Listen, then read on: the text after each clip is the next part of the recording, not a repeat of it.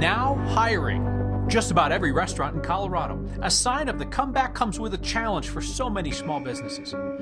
Progressive resistance to public health experts relaxing the COVID rules. Who's anti-science now? A thought on that tonight. A family trying to navigate air travel nowadays says they were punished for being honest. A mammoth plan to rebuild roads in Colorado could be yours for the low, low price of $3.8 billion in new fees. It's a touch more expensive than this beautiful old bridge, which is free if you have a place to put it. It won't fit by the fireplace, so it's all yours. Just like next. The pandemic scrambled much of the economy with the speed of a line cook whipping up another order of eggs. I mean, take restaurants, all right? They're ready to reopen. Customers are now coming. But finding restaurant employees is the new challenge. Whether it's the pandemic shifting people's work priorities or the added unemployment benefits or workers demanding a livable wage, restaurants told our Mark Salinger it's different hiring these days. If you need a job, just walk into any restaurant you can find. Every restaurant in the country is struggling to hire. Bobby Stuckey owns several restaurants across the metro area. At Frasca Food and Wine in Boulder, they're ready for a post-pandemic boom in business. The hottest line right now from guests to politicians to everyone is, we're going to have these roaring 20s. Well, we would love to see that. But as vaccines roll out and the pandemic eases, hiring a full staff is the latest challenge facing the hospitality industry. If we don't have the employees to do all the meal periods and to seat the dining room at 100%, doesn't matter how many guests want to come in, we won't be able to. Nearly 100,000 restaurant workers lost their jobs in Colorado since the pandemic began. The Colorado Restaurant Association says many are reluctant to return. Some want to stay on unemployment, while others don't feel comfortable interacting with people yet.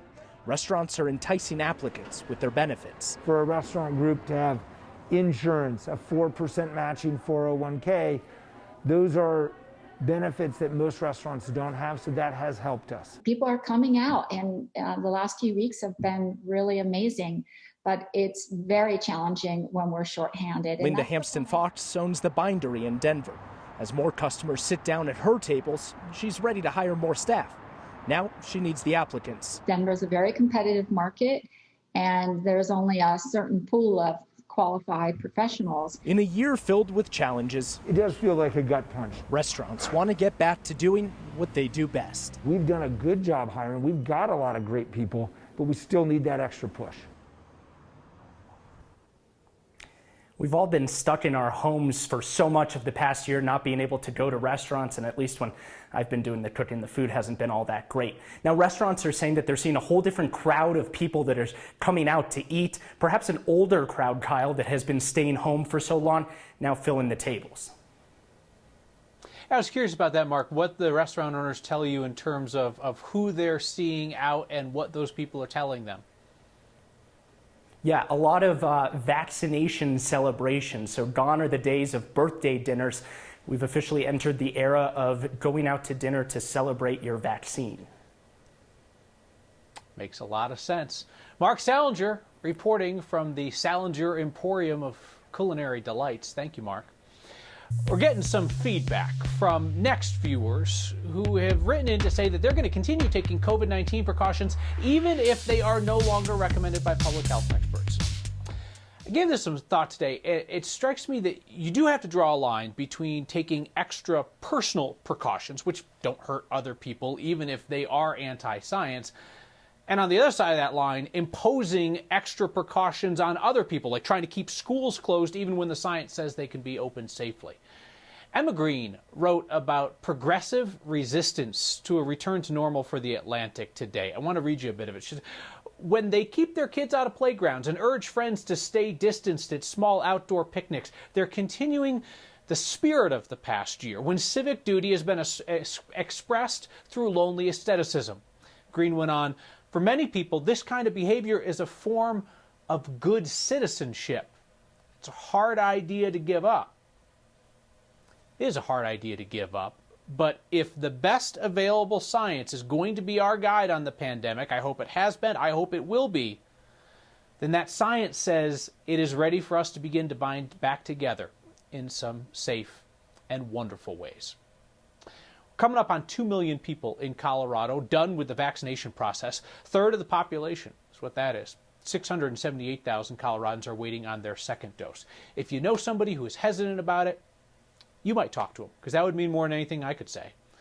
Hospitalizations are stuck at a stubborn level. 639 patients, up 8 from yesterday. This time last week, there were 622 patients with COVID in Colorado's hospitals.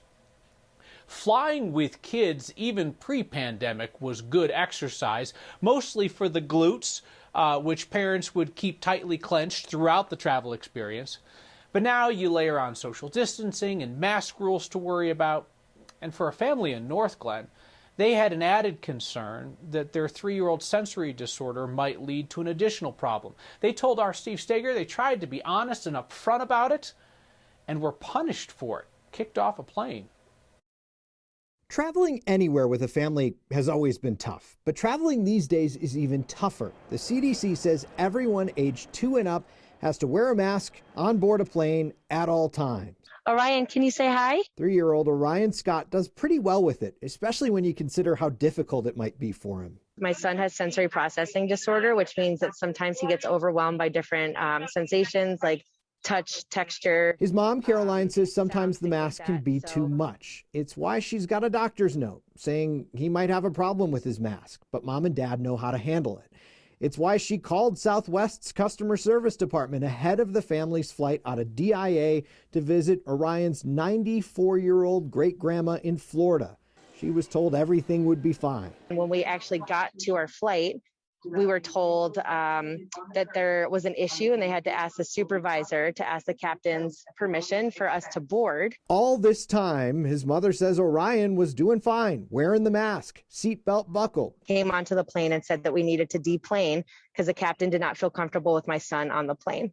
And that was it. She says they were removed from the flight simply because she took that precaution to warn the airline about what might happen. We were trying to do the right thing and we were punished for it. The family spent nearly $2,000 booking new flights on a different airline for the next day. She says Orion was fine on that flight. In a statement today, Southwest told us they regret the inconvenience on the family and that customer service was reaching out to them. Caroline wants an apology and a promise to change. Luckily, my son is not old enough to fully realize the magnitude of what happened, but it was heart-wrenching as his mother to see him treated like that, and my family treated like that. And I don't ever want this to happen to another family. So also in that statement, Southwest said that they are working hard every day to try to comply with that federal mask requirement. I talked to an aviation expert today who said that a lot of flight crews out there have been dealing with some pretty miserable experiences trying to enforce that mask mandate on planes, as you might imagine. So they're awfully sensitive to risk. He also told me, Kyle, that technically it is the pilot's discretion about any passengers who are on board. Yeah, regret about the experience doesn't change the experience for the next time. You'd hope there'd be some learning, some growth. Steve, thank you. Denver police are punishing 2 officers for some pretty appalling behavior during last summer's social justice protests. They are the first officers to face consequences for incidents that were caught on tape. Officer Derek Streeter shot pepper balls at people and cars that were moving away from the protest. He's suspended 10 days. Officer Diego Archuleta shot pepper spray at a car whose driver was just stuck in traffic during a protest. He's suspended 6 days. Mayor of Westminster's out, and depending on who you believe, it is either a medical issue or a political condition. Herb Atchison says his doctor advised him to quit the job. He was also facing a fresh recall effort. The fight over increases in water and sewer bills is what sent people after him. Former Westie Mayor Atchison's not the first politician to head for the exit in the face of a recall. In 2019, Democratic State Rep Rochelle Galindo resigned when she was confronted with a recall petition over oil and gas regulations. She said that she left because of unrelated sexual misconduct allegations that did not result in charges. Back in 2013, maybe you remember Democratic Senator Evie Hudak in Arvada. She resigned right before gun rights activists could turn in their signatures to recall her. Fort Morgan Councilman Dan Marler resigned prior to a recall election back in 2019. So it is not unheard of for an elected leader in our state told that people want to take their job to say, here, have it. Postcards from around the world are arriving in Evans, Colorado, addressed to kids that the senders don't even know. And let's talk about getting from here to there in shiny and new ways and through old school cool. There's a massive plan to have us pay for new roads in Colorado while the state is looking for somebody to take an old bridge off their hands for free. Next.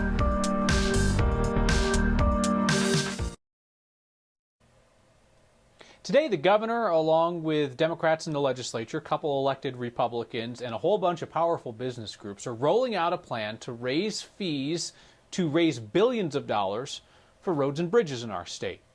We read the 190-page bill just introduced so that you don't have to. It's a royal we. I did not read it. Marshall Zellinger read the 190-page bill while he was out on the road working on another story.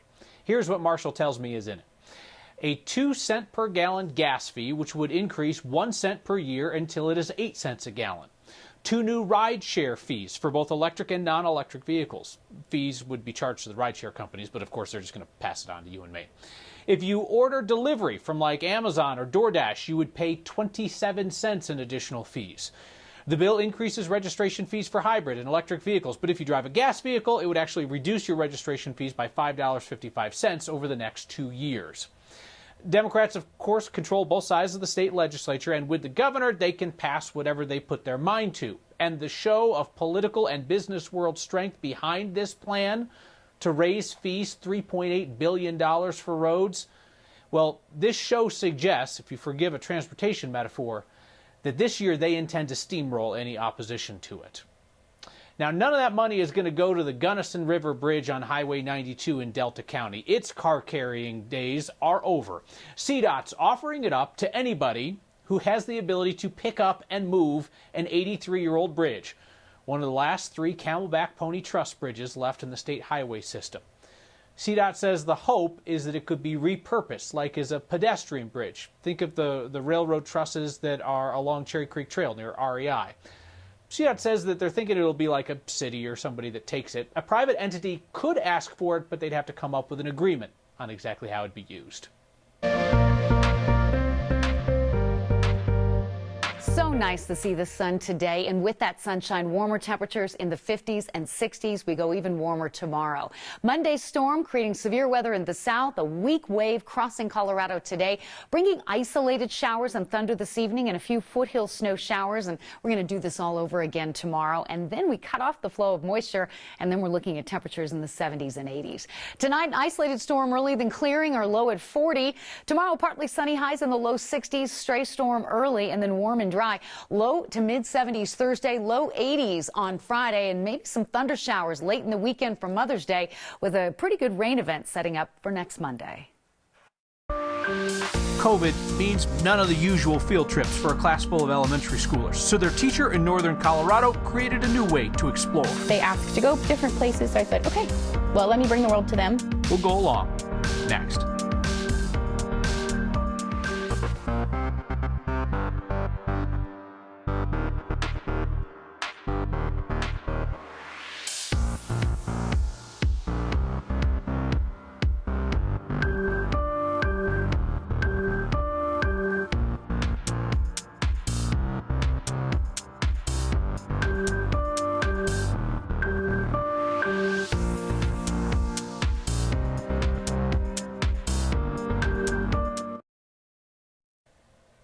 The young students of Dos Rios Elementary in Evans are traveling the world in one way that one can travel the world during a pandemic.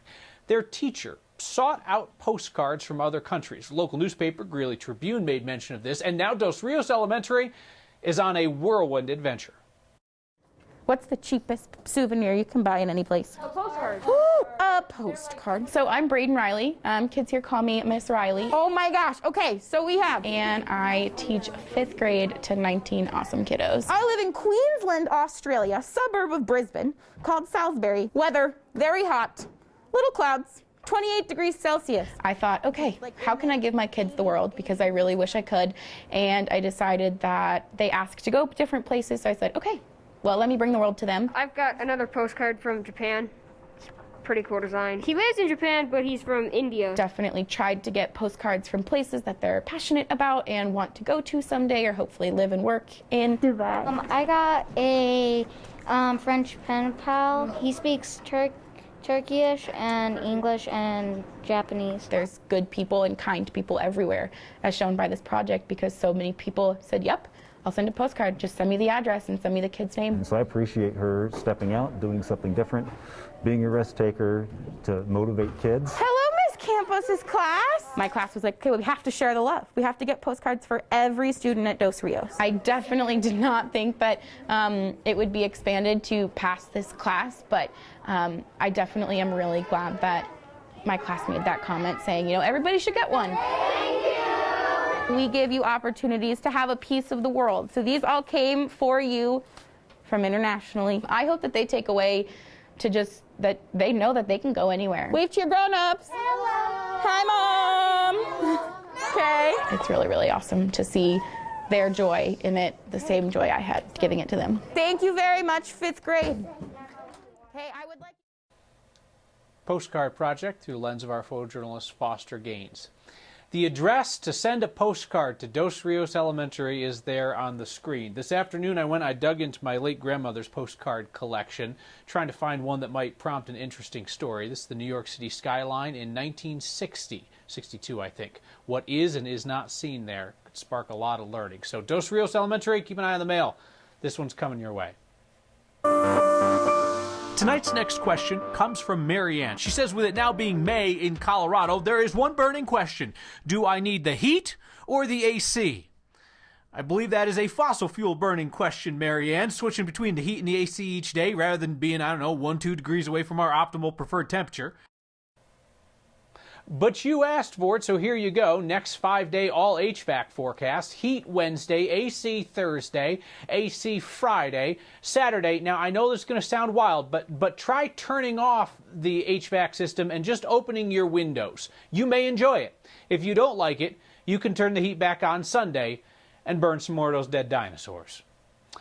A romance on full display. It's the most Colorado thing we saw today. Plus your feedback next.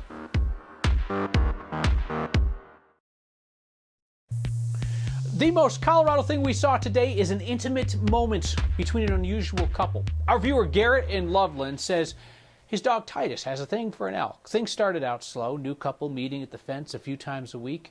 Now it appears relationship is progressing. They've shared their first kiss. It's not intrusive of all, of course, that Garrett is documenting this love affair, and we are now sharing it statewide. This is totally normal behavior on part of the dog, the elk, and all of us humans watching.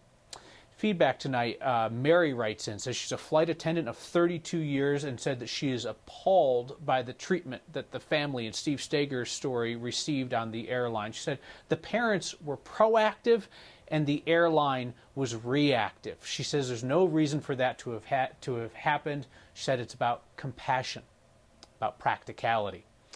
Mark writes in with a good point. Mark says the thing about all of the pandemic social upset is that we still don't know what the new normal will look like. The old normal's gone forever. You know, Mark, I hear a lot of people talking about that, and I would love for you all to send me your ideas. What should we keep and hold on to, and what might we just have the opportunity to leave behind? This could be a once-in-a-lifetime chance. Let's hope it is, in fact. See you next time.